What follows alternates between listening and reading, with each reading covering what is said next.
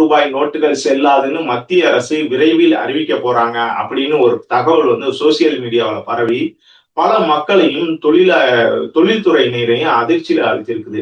ஏன்னா கடந்த 2016 நவம்பர் 8ஆம் தேதி பிரதமர் மோடி வந்து திடீர்னு வந்து தொலைக்காட்சிகள் முன்னாடி தோன்றி என்ன பண்ணாருன்னா, ரூ. 1000 ரூபாய் நோட்டுகள் இன்று நள்ளிரவு முதல் செல்லாது அப்படின்னு சொல்லி அறிவிச்சாரு. அதுக்கு என்ன காரணம் சொன்னார் அப்படின்னா, கருப்பு பணம் மற்றும் ஊழலை ஒழிக்கிறதுக்கு தான் மத்திய அரசு இது போன்ற ஒரு நடவடிக்கை எடுக்குது. இதுக்கு வந்து பொதுமக்கள் ஒத்துழைப்பு அளிக்கணும் அப்படிங்கிற மாதிரி ஒரு விஷயத்த பகிர்ந்தாரு. அது அவரு சொன்னது வந்து சரியா இருக்கும் அப்படின்னு அடிப்படையில மக்களும் வந்து அதை ஏத்துக்கிட்டாங்க. ஆனா அடுத்த சில நாட்கள்லயே தங்கள்கிட்ட சேமிப்புல இருந்த பணத்தை அந்த பழைய ரூ. 500 நோட்டுகளை கொண்டு போயிட்டு மாத்துறதுல பல சிரமங்களை மக்கள் எதிர்கொண்டாங்க. இதன் தொடர்ச்சியா என்ன பண்ணாங்கன்னா, மத்திய அரசு ரூ. 1000 தடை செய்த மத்திய அரசு திடீர்னு என்ன பண்ணாங்க, ரூ. 2000 கொண்டு வந்தாங்க. புழக்கத்துல கொண்டு வந்தாங்க.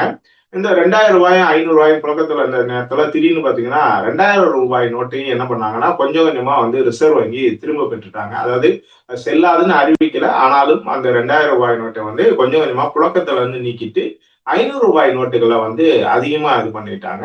புழக்கத்துல விட்டாங்க. ஆனா இப்ப பாத்தீங்கன்னா, மறுபடியும் அந்த ரூ. 500 நோட்டும் செல்லாது அப்படின்னு மத்திய அரசு அறிவிக்க போறாங்க அப்படின்னு பரவுன தகவல் தான் பெரிய அதிர்ச்சியை ஏற்படுத்தியிருக்குது.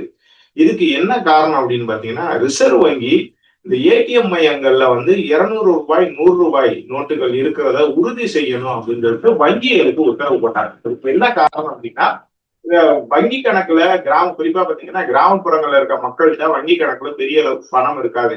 சோ அந்த வங்கி கணக்குல இருக்கிற ரூ. 100 ரூ. 200 எடுக்கிறதுக்காண்டி ஏடிஎம் போனா அங்க ரூ. 500 தாள் மட்டும்தான் இருக்குது. ரூ. 100 கிடைக்க மாட்டேங்குது அப்படின்னு சொல்லிட்டு பல மக்கள், பல்லாயிரம் மக்களும் பாத்தீங்கன்னா புலம்ப ஆரம்பிச்சாங்க. இது தொடர்பான வங்கிகளுக்கு புகார் போட்டுச்சு. இந்த வங்கிகள் என்ன பண்ணாங்கன்னா, இந்த வங்கிகளுக்கு வந்த புகார்கள் வந்து சமூக வலைதளங்கள்லாம் பரவுச்சு. இதன் தொடர்ச்சியா தான் ரிசர்வ் வங்கி என்ன சொன்னாங்கன்னா, இந்த ஏடிஎம்கள்ல ரூ. 200 தாள்கள் இருக்கிறத வந்து பெருமளவுக்கு இருக்கிறத உறுதி செய்யுங்க அப்படின்னாங்க.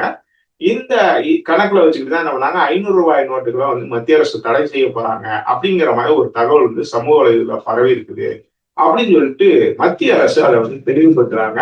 சோ மத்திய அரசு வந்து என்ன பண்ணாங்கன்னா, இந்த ரூ. 500 நோட்டு செல்லாது அப்படின்னு நாங்க அறிவிக்க போறதில்ல. அது தொடர்பாக இந்த சமூக வலைதளங்கள்ல மற்ற ஊடகங்கள்ல வெளியாகிற செய்தி வந்து முற்றிலும் தவறானது. அந்த மாதிரி எந்த ஒரு இதுவுமே இல்லை.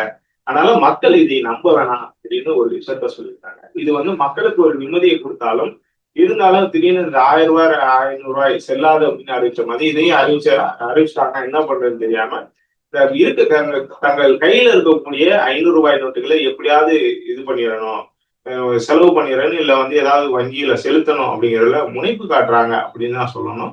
இந்த விவகாரத்துல நீங்க என்ன நினைக்கிறீங்க? ரூ. 500 நோட்டுகள் செல்லாதுன்னு அறிவிக்கலாமா, இல்ல வந்து அது புழக்கத்துல இருக்கலாமா? அதை பத்தி நீங்க சொல்லுங்க.